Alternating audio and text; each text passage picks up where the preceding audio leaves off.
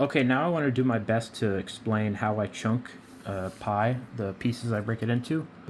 And to clarify, I do include the 3 as a digit of pi, because why the fuck wouldn't I? Do you know what a significant figure is? Okay, so 3.14, obviously its own component.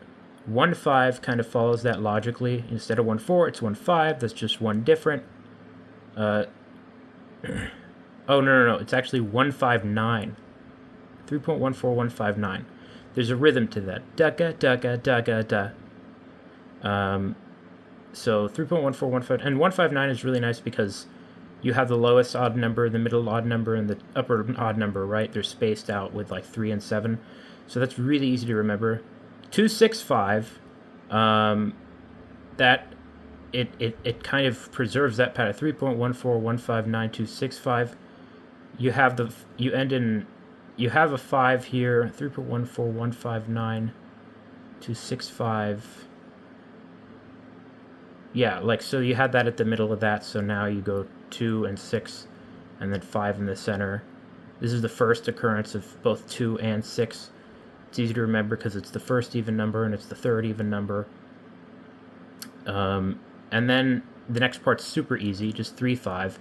I see that as an extension of this 5 at the end. So 2, 6, 5, 3, 5. You just have to remember you go down to the second odd number, back up to the third.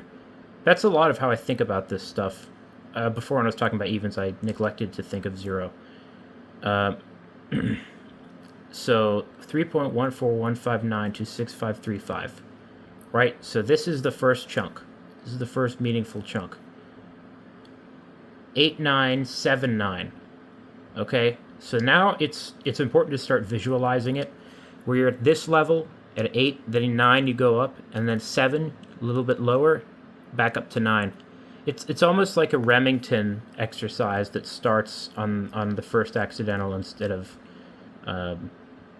in the first, on the second note instead of the first. Because the Remington, if you practice in band or orchestra, is like da da da da da da da da da da da da, and so you have this high, sort of almost a root, but it's from above that you're hitting, and then you go down a little bit more and more. So here it's sort of implied that there was a 9 here, and then there's 8, 9, 7, 9. Then we break the pattern up. Remember how we did 3, 5 here? Well, that kind of helps remind you that this starts on 3, and just like 5, 3, 5, we have 3, 2, 3, right? So instead of going here, here, here, you're going here, here, here. I have a visualization of pi that can kind of help with this. I don't see the whole thing on its own, but these relative differences are important for remembering it. This part is one of my favorites to explain. 8, 4, 6, 2, 6, 4, right? Think about the levels there. 8, 4, 6, 2. So 8 and 4 is 8 and then half of 8. 6, 2, it's a third of 6, but it's also going down by 4. So you have this jagged, like lightning bolt pattern. 8, 4, 6, 2, and then what's cool is the second one here, or just the middle two of all of these, are 6 and 4. So we were already descending. 8, 4, 6, 2. Those are from top to bottom. So then 6, 4. Between the two middle ones, you descend. So 8, 4, 6, 2, 6, 4. That's like my favorite pattern, and I don't know if it's my favorite pattern in all of pi, but that's really, it really demonstrates the way I look at this. The next part you want to look at is 3, 3, 8, 3. 3, 3, 8, 3 is kind of how my rhythm comes out. 8, 4, 6, 2, 6. 8, 4, 6, 2. Okay, 8, 4, 6, 2, 6, 4, 3, 3, 8, 3. So it's kind of these 2 3s and then the 8, 3. But yeah, you have 3 3s with an 8 between the last two. So there's really only one way to mix it up, which is by putting the 8 there and the 3 there, and you'll see that kind of pattern show up later as well. But 3, 3, 8, 3. Then we have 2, 7, 9. 2, 7, 9 to me resembles... let me think. 3.14159265358 Yeah. 8, 9, 7, 9. right? You have the 7, 9 here. So the only difference is that preceding it, instead of an 8, 9, you just have a 2. And it's easy to remember 2 because the 3, 3, 8, 3, 2 is just 1 away from 3. You go down from there. Again, you can look at it yeah, I guess you could even ascribe pitches to it. I could make a pi song based on all of these intervals. Okay, that's probably a good amount to look at initially, where we've covered like 30. But I'm going to go a bit further because the very first chunk that I memorized when I was trying to do this, beyond 6535, when I went extended from 10, I went all the way to 40. And I was surprisingly like got it on my first try. That's when I knew like, oh, I can stack on like 10 a day. So here you go, 5, 0, and note this is the first fucking 0 in all of pi. It's kind of crazy that it's past 30 digits. So 5, 0, 2, that's the pattern here. And where does 502 come from? I mean, it's a 5 and a 2 with a 0 between them. I don't think it's the first instance of this pattern. I think it's kind of constructed from previous chunks, so it should be like 2, 6, 5, 3, 5. So there you have the 2 and the 5 in a similar sequence, except that the 2 comes after the 5. So again, you have this in your brain as a descending pattern. That actually descends to 0 and then it hops up a couple. So 502, 884. This is super easy to remember because it's, 2 to the third, 2 to the third, 2 to the second, 884. So you're remembering 84 and there's another 8 in the front, right? And then 197. Those are the last 3 of the first 40 digits of pi. So 197 is in my head as like a significant component of pi, like, oh, those are the last that's the last chunk of the first 40, which is kind of like the first segment in my head, the first major segment. The next 40 are also a major segment. 197 is nice. They're all odd numbers. You're at the lowest odd number, you're at the highest odd number, and then you just go down one odd number. 197. So you can see part of the way I'm thinking about it is I register if things are even or odd. I register whether things are ascending or descending and what those patterns look like. Obviously, it's easier to remember when there's duplicates of something. I don't know if I've ever forgotten when it's the same thing twice. Those are always really easy to remember. Like over here you have 3993, right? Like it's very easy to remember that this whole chunk, right? You're not going to forget about either 3 or either 9 unless you forget the whole thing. So, yeah, 197 is how it ends. And then what else do? I chunk it into pieces, right? And there's a rhythm to it.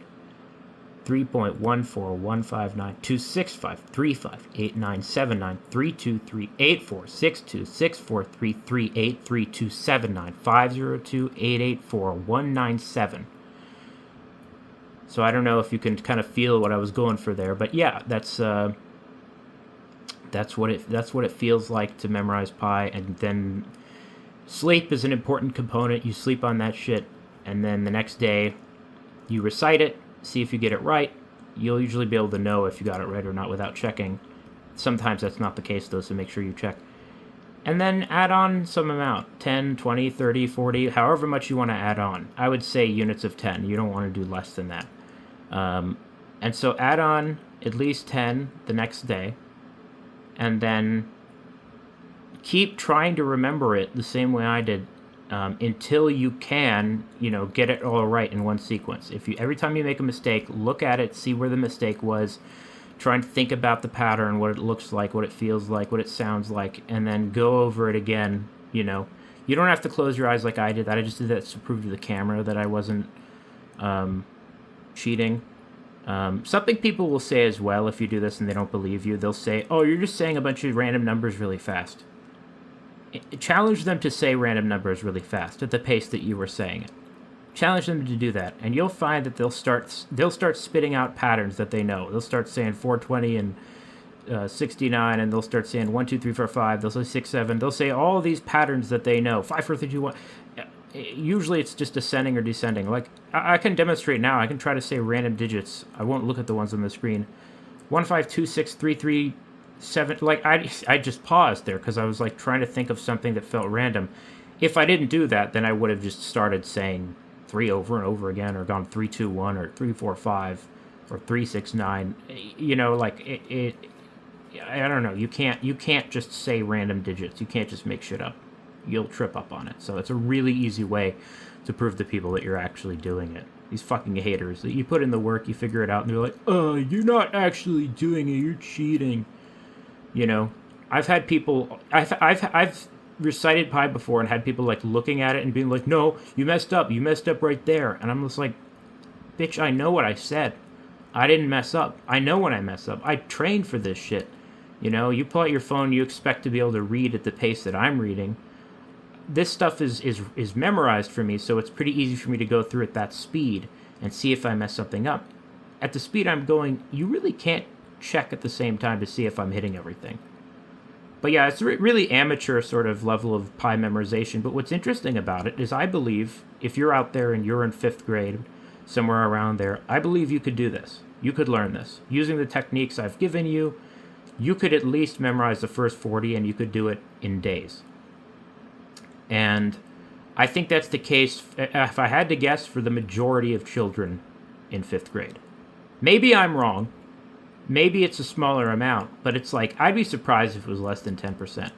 I think that this is a natural sort of ability. People can do things that they don't think they can do because they never tried. Because there's no, why would you try? You just assume you can't do it. And also in this case, it's not really useful. But I say that because people will say all the time, "Oh, you're really smart," which, first of all, memorization is not intelligence. And then they'll be like, "Oh, you know, like, I couldn't do that," or like, "There's something special about the way your brain works."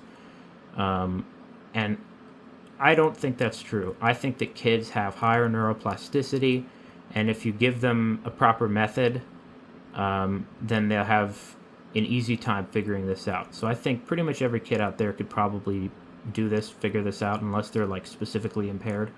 If you can't do it, it doesn't mean you're specifically impaired. I might be wrong about what I'm saying, but yeah, I mean, I think that I mean, I don't feel like I lost space, storage space in my brain from doing this. You know, there's not really a downside. I think the more things you learn and remember, it actually generally improves your memory by making more connections. It could even be a tool you use where you connect things to pi so that you remember those as well because you remember pi. There's all kinds of little things you can do with memories. People talk about mind palaces, and they talk about, remembering shapes of things, like relative, like spatial relations. I believe like the most fundamental sense that you have, which is, it's not something that you, it's like touch kind of, but it's like, it's not something that you have as an actual sense. It's more how the information's processed in your head. It's like a canvas. It's a backdrop onto which your vision, your hearing, everything is laid out. It's where your consciousness is, and that is experienced in terms of spatial relations. This is over there relative to this, which is over there, and you have a sense of size, of how large or small you are, and it changes over time. And I think you learn that as a baby just from like touching shit. You're calibrating that, learning where you are, what you are. You know, it's the same mechanism as like if you first learn to drive a car and you don't know how big the car is. You might think it's smaller than it is. You might think it's bigger than it is, and eventually you start to learn. Hopefully, this is where the car is, and it's like your brain extends to that, like where you know how to perceive it in those terms. This video is getting too long at this point, and I'm just showing you pi. But yeah, pretty nerdy stuff if you think about it. But yeah, I don't think it's impressive necessarily to do it in 5th grade. I think it's easier than it is later in life. So if you're a kid out there and you're watching this, first of all, get off of social media. You should wait till you're 18. It's a dangerous place online. And then the other thing is that, yeah, like, give that a shot. I think YouTube is generally fine because you're not like putting yourself out there. You're just consuming things. I didn't use social media until it was like a thing in high school. Yeah, anyway. Yeah. That's my That's my follow-up video where I talk about the technique behind it. And I'll try and do some cleaner runs as well.